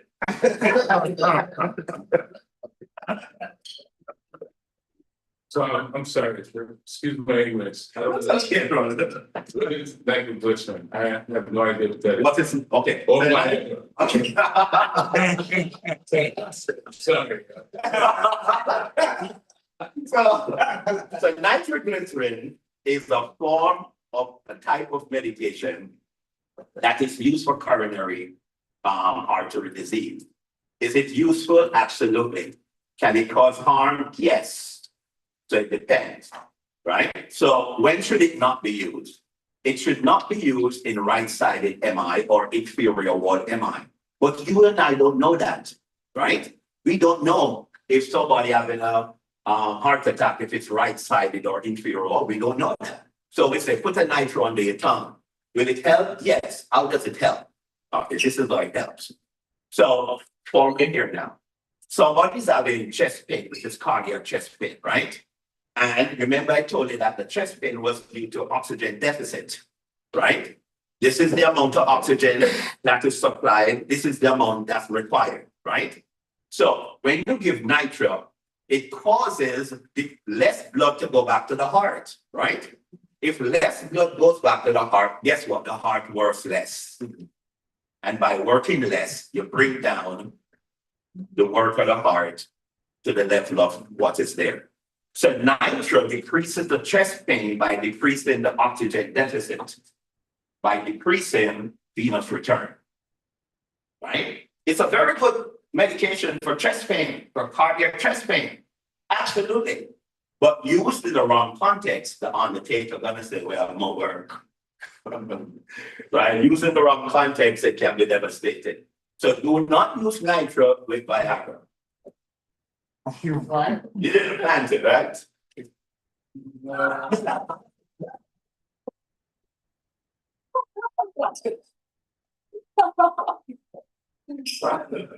Right? So that is a takeaway. Make sure. Right? And if you have your buddies outside, in the 70s and they not aware of this, say, hey Johnny, you have nitro? Yeah, man, my doctor gave me nitro when I have chest pain. You have Viagra? Yeah, man, I have Viagra for when the moment comes. But don't use both of them together. Why? Because you're gonna be dying, smiling, going down. All right, so that's the takeaway, right? No Viagra with nitro.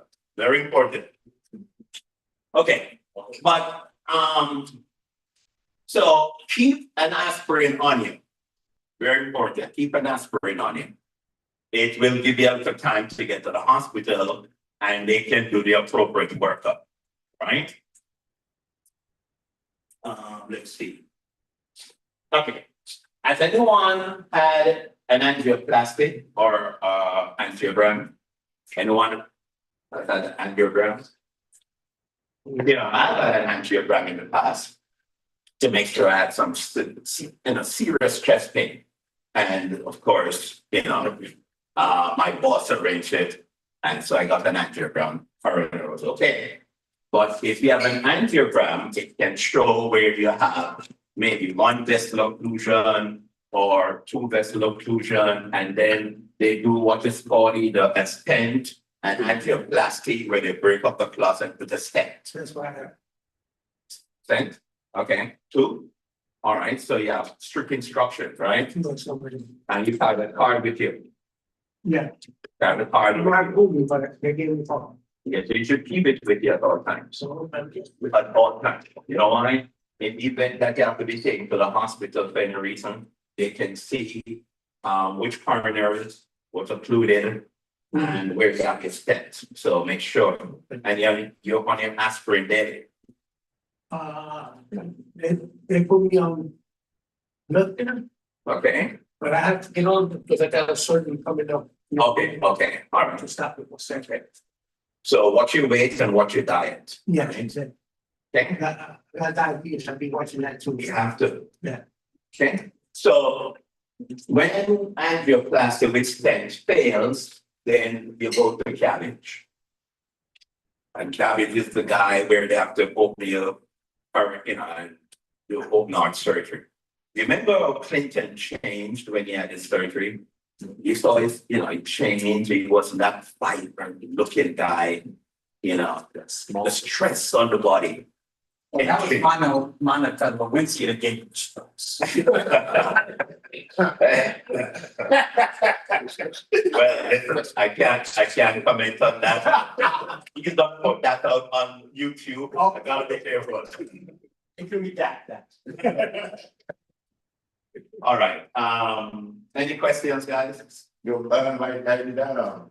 here's a why we, angioplasty. The angioplasty. Yeah, but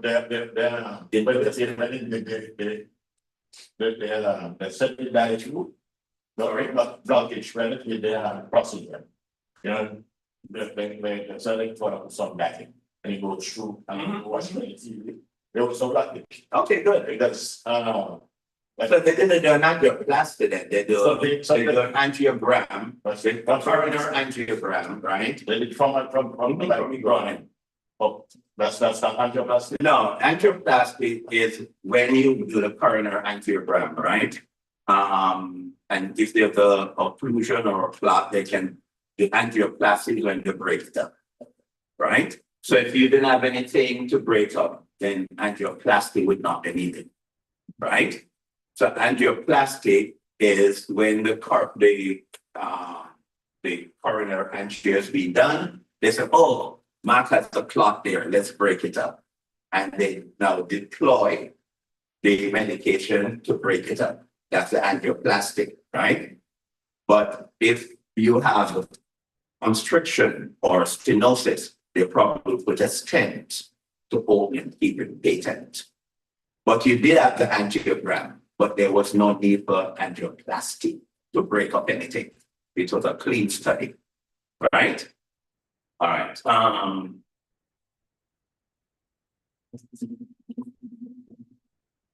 Okay. So this is just repeating of what we've said before, monitoring what you do, controlling your exercise, watch what you put in your mouth, controlling your appetite, controlling the amount that you eat and the frequency and the time that you eat. Okay, and lose the weight. They ain't pointing any finger. All right, summary.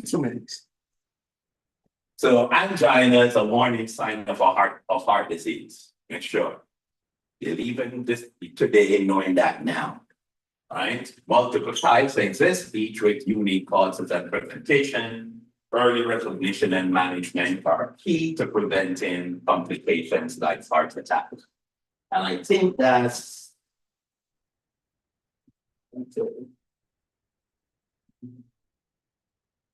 all right. So for example, Mark, let us say that we're using, this is the vessel from the heart, right? Let us say that one of these vessels have a clot there. They would now, and the procedure being done, they would deploy medication to break this up, and that would be an angioplasty, right? Breaking up what's there. But let us say that it was a very narrow vessel. Right, there's nothing to break up. So what they would do, they deploy a device to open up the vessel, and that's a stent. Okay, so you have two stents. Yeah. How long does the stent normally last? That I don't know, because it depends on the material. I don't think it takes stents out there. I think it remains there. But I've heard that it collapse again. That depends on the material. So they are constantly evolving and using durable material, right? And it can't fail. So they have to go back. Yeah. All right.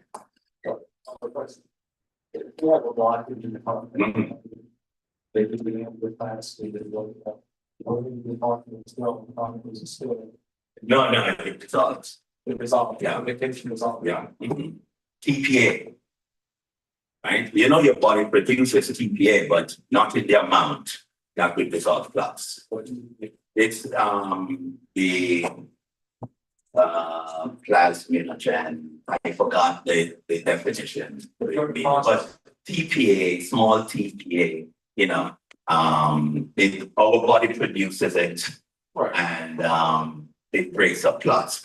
And because the body doesn't produce it in large amount, we give it by injection. Okay, so the body reduces it to do exactly that, as we just said, to break up the plots in the body, which I guess it's all the cars. Yeah, but the thing is that it's not produced in enough to take care of these things by itself without help. But in a normal person, it is produced. To do this. To do this. Okay. To do this. It's produced to do this. But not on that. Not in that. Exactly. And that is why we need help. Right? You got a definition? Not anyway. Oh. I'm not sorry. I need someone to fact check in real time. Okay. Time for a quiz. Identify the type of pain in the picture. The guy's working and he realized he had chest pain, he stopped. What type of chest pain? Pain angina. There you go. Dr. Al, you have the ticket to Jamaica.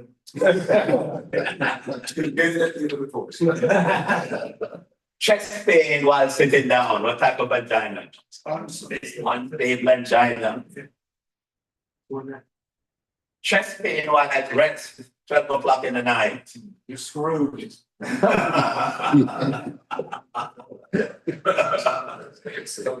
Prince method angina. Well, actually, this could be an MI. This could be an MI, right? MI and Prince method angina can present the very same way. Okay? And then the last one is actually early morning pain due to spasm, Prince method angina. And the takeaway, not the whole bottle, but carry an aspirin. All right? All right, guys. Thank you so much.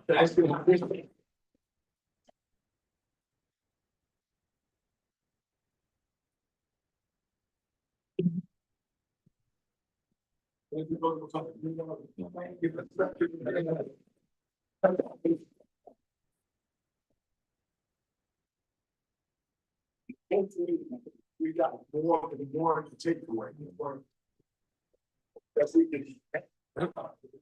can take with us to incorporate in our daily living, that we can spread to other people. One thing I forgot to say, dental screening. Dental screening is important because the oral cavity is a reservoir for GI problem and for cardiac problems. So make sure you see Dr. Al. We may have a session on that, at a later date. The all health, general health convention. People don't understand that it's becoming more, we're getting more knowledge about that every day. Because the body's all connected. It's all connected, you know, even though I trained and worked in the area of all health, I had to learn in school and through experience the connection with the rest of the body. That's why the doctor asked me what medication, the dentist asked me what medications you take. Then why does he have to worry about it? We'll talk about that another time. All right. But again, Brother Conley for being here. I forgot to introduce Brother Veriton McKenzie, who is head of the United Methodist Men. Stand up, please, with Matt.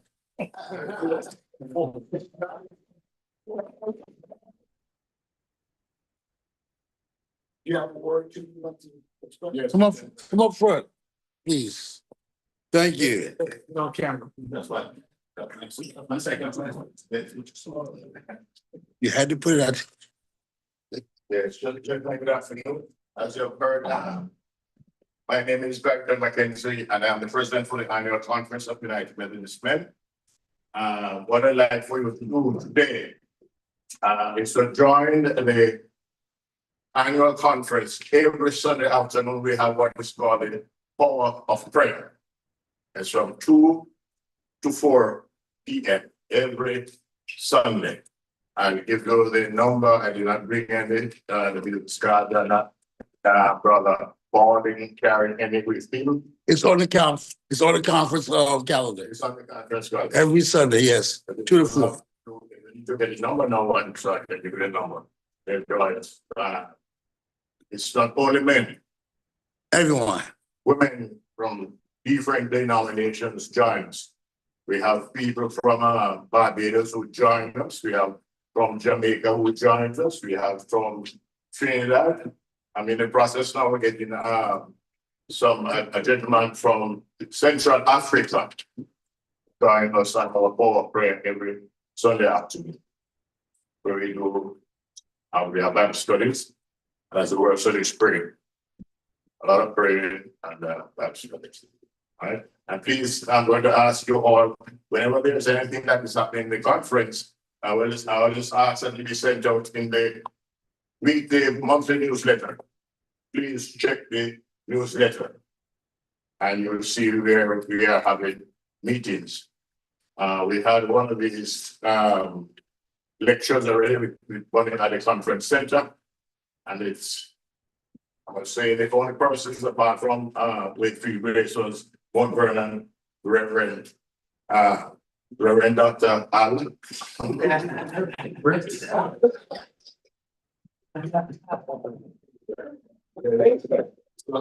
So that's it. So if you want me to give you the number, I'll give you the number for the for prayer. The number is 964-845-3714. The access is 121-500. No, 1250, 1215. 121-500. Yes. And it's from 2 p.m. every Sunday. We want to start at 4, but sometimes when we have the Bible studies, we want to do further than 4, but not 4:30. 4 to 4:15 with finish. And we have several pastors who are here with us, and sometimes if when they start to go, there's a lay person sit by and let them talk. We learn from them. They're very, very interesting to join. So I'm also asking Brother Norman to join us. One thing I was also tell you, Brother Norman, and so tell you, he's an ordained minister at Wakefield Baptist Church. So if you notice that when he says he wants to go early. Yes. So my brothers, it's a joy to be with you here this afternoon and to share with you in this this men's health screening. And there are other doctors, if Dr. I wishes to bring to you here, we recommend to you. It's It's one of my topic whenever I have next meeting. Whether it's the district superintendent, I don't care who it is.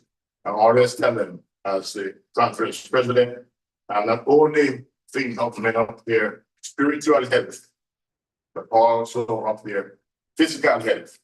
Because many are scared of going to the doctors. So what we do, bring the doctors to the men. So that's what we did today. And also, there's also a very good friend of ours. I won't call his name. But he's as scared as a cat from a needy. I won't call his name. But whenever we have meetings, we always make sure we don't be needed. Reverend Paul? Yes, indeed, the needle. I run away from it. Have a wonderful afternoon. I'm glad this is not getting money.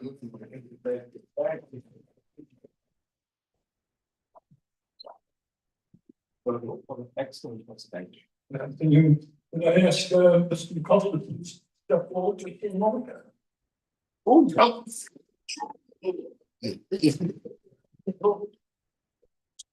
I'm sorry, so I'd like to thank you very much for coming and for sharing and presenting a very interesting and very informative presentation. Now, on behalf of the United Methodist Men, those here, and our group as a whole, just wanted to give you a word talking about appreciation for coming and for your presentation. Thank you very much.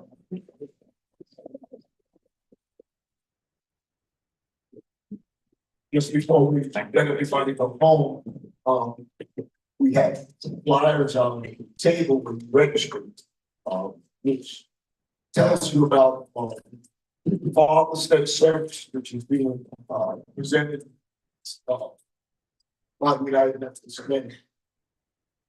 So you're welcome to come and join us on June 21st at 11 o'clock. And the men will be presiding over the service.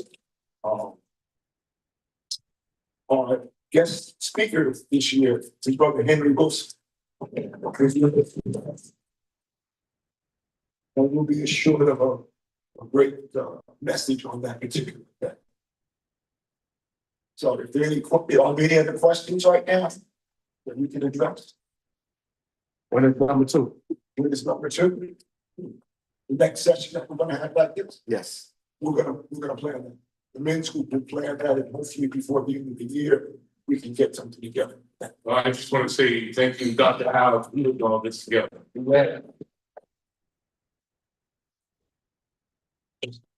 That's all. No. Get this together this morning, Brother Henry, Brother David, Brother Ron, Brother Vinny. They all help to get this set up so that we can have this type of presentation. Okay. God bless us and have a good rest of the day. You can, Oh, I'm sorry, I wanna let me just say, we just asked, where can you find this? We can go on YouTube and you can get, was Agape God Nutrition Connected through Christ. It's on YouTube on that. I'm gonna actually copy and paste it. I would share it to each and every one of you before you leave out here, so you can have it and share it with other men. One thing that we don't do, we don't share. We need to learn how to share. You don't know how to share. You have gentlemen that's here that's very technical, savvy. Share. Copy, paste, share. That's the most important thing. So to be able to get out of our comfort zone and get out into the real world where everyone knows what men are doing. All right, thank you. One before we And it's agape what? Agape God issues connected through Christ. I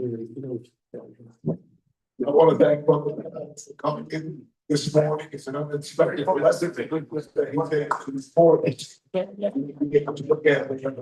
Thank you. Thank you all very much. I can put it right off the side when you come from. Okay. Thank you. Goodbye. Editing.